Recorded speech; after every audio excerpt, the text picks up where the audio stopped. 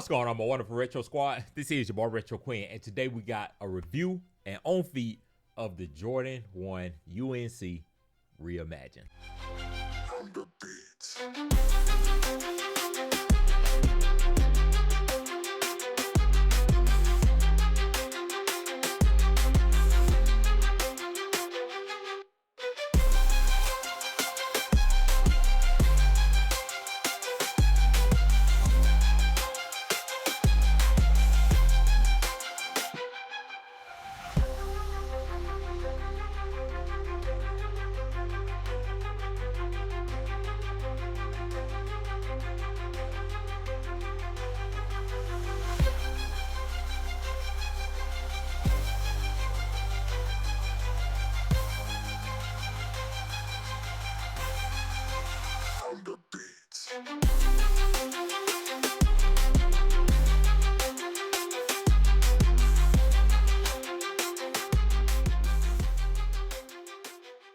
Okay, we got them in hand and we got to talk about them because I will say first off, I like them, but I don't love them.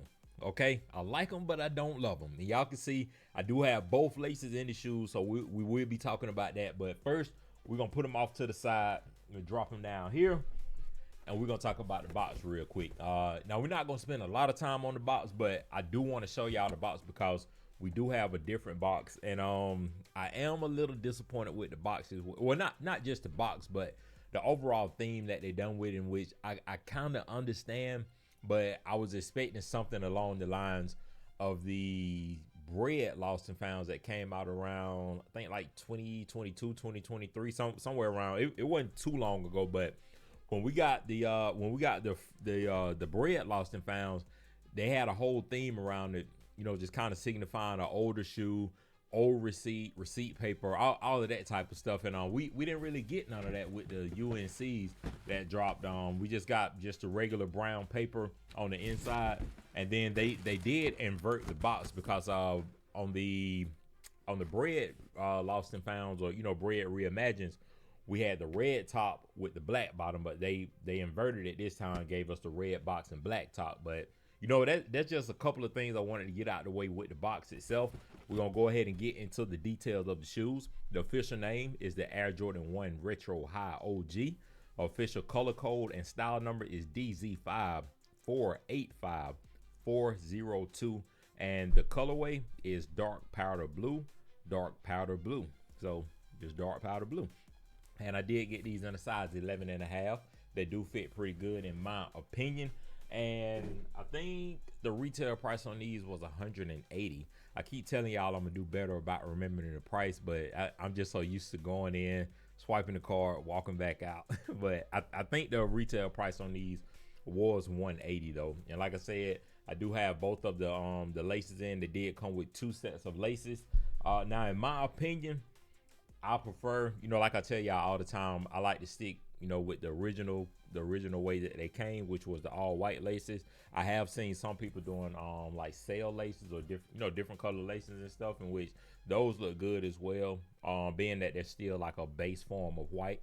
But the UNC blue, I'm not really like, they look okay in the shoe, but I'm not really feeling it in the shoe, like 100%. But like I said, I'm more so just with the OG and stuff. So we're gonna keep it OG, but we're gonna go ahead and get right into the details. We ain't gonna waste too much time on the shoe. Just kind of starting right with the bottom, in which for some reason my camera is extra bright today, and I'm a little bit lazy, so I don't feel like adjusting the color on it. But I will have separate videos off to the side just so y'all can see it a little bit more in detail. But right here on the very bottom of the sneaker, we have that powder blue UNC bottom, and you can see it a little, but all the way throughout the bottom, you can see like I guess like some worn out looks that they wanted to kind of go with, where you can kind of see like paint maybe chipping off from you walking around, hitting against rocks, the pavement and stuff like that. So that's the look that they wanted to go with on the bottom of the sneaker, with just giving us a few white spots or splotches here and there throughout the bottom of the sneaker. And you can see that Nike logo right there in the center of the shoe as well. And then going right into the upper of the shoe, like I said, again, for some reason the lighting and stuff isn't working, but the thing that I it's okay, but like I said, I like the shoe. I just don't love the shoe in general. I'll definitely be keeping it in the collection though, just for the nostalgia. UNC colorway, powder blue, all of that stuff. But right here in the upper, you can kind of see it a little on camera, but they went with like a real like dark sail midsole, just kind of giving us that signified look that it's been worn, and we got some discoloration over time. So we got that with the midsole, and then you can see that powder blue trim going all the way around the bottom of the sneaker, and then going a little further up onto the upper, you can see, of course, those powder blue hits. And then right here on the side, you can see that a little. And like I said, I have videos for all of this, but you have that cracked leather right here on the side panels. You do have cracked leather around the anchor collar as well. And I thought it was some cracked leather on the Nike logo, but on the Nike swoosh, but it's not. But you do have that same cracked leather on the toe box area as well. And another thing too that I noticed, cause anytime I get a pair of Jordan 1s out the box, I do two things. I do the smell test, in which it definitely passed the smell test if y'all know that distinct smell that Jordan 1s have. So it passed the smell test. And then the second thing I do is press down on the toe box just to see how good the leather quality is. And in my opinion, the leather quality it's okay on this one, but it definitely don't feel like the leather quality from the 2015 UNCs that dropped. And that was kind of disappointing to me, because I was hoping that we was gonna get that same like pristine leather quality on the Jordan 1s, and really just kind of going forward. But they didn't give us that. They gave us kind of like regular leather, in which I'm not mad about it. It still gets the job done. It's just not that pristine leather that I'm accustomed to seeing from 2015.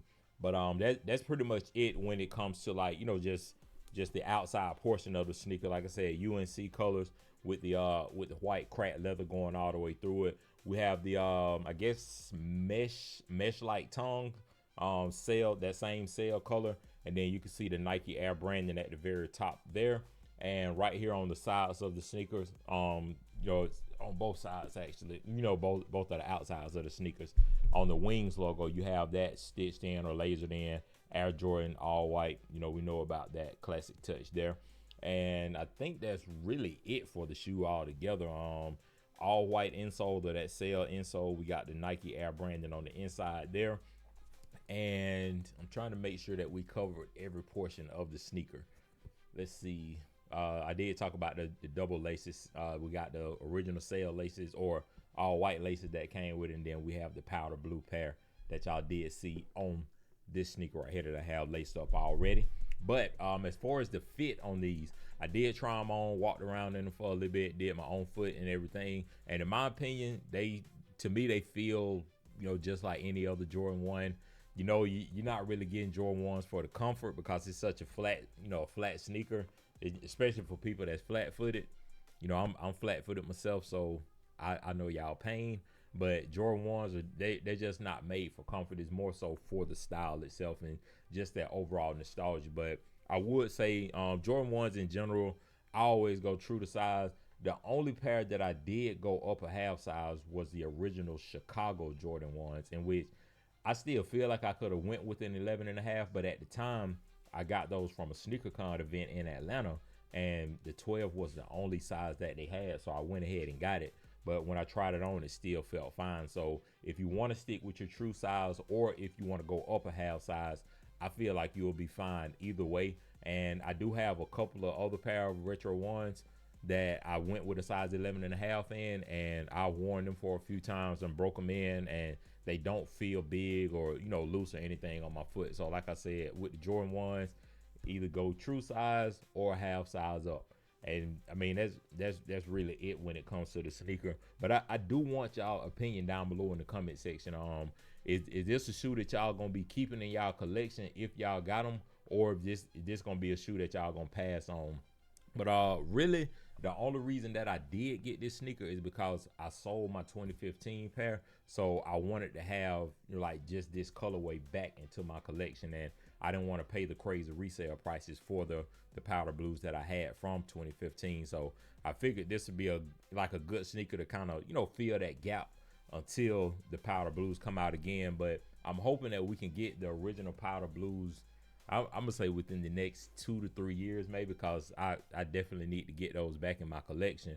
And y'all can't really tell with the lighting on these, but I feel like the powder blue, or just the bluish color on these on the Reimagined, I feel like it's a touch different from the originals in 2015, and I wish I had those so I could do a little bit of a better comparison and stuff. But I mean, I don't have them, so I'm just kind of going off of memory and just some pictures and stuff that I've seen. But that's gonna do it for the sneaker. Like I said, down below, y'all let me know if y'all got a chance to get y'all hands on these.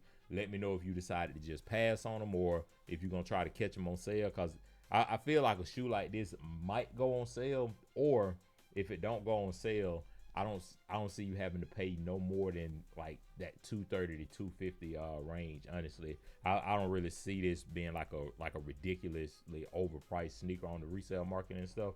But I will say too, if you do want this shoe, go ahead and get it, either now or possibly try to wait for it to go on sale, because I think this will be one of those shoes that people will look back on and be like dang, especially if the UNC ones, like if the originals don't come out. I feel like this would be one that people will kind of go back and look and be like dang, I wish I would have got it. And I don't want you to be one of those I wish I would have people. So go ahead and grab them now. It's still a few pair lingering around. Just put in a little footwork and you should be able to get them, or just go on the resale market. And like I said, don't pay no more than 250, because I don't see these going over 250, at least as of right now. But that's gonna do it for the video. Y'all make sure that y'all like, comment, and subscribe. Stay positive and stay smiling. And without further ado, this is your boy Retro Quin. I'm out.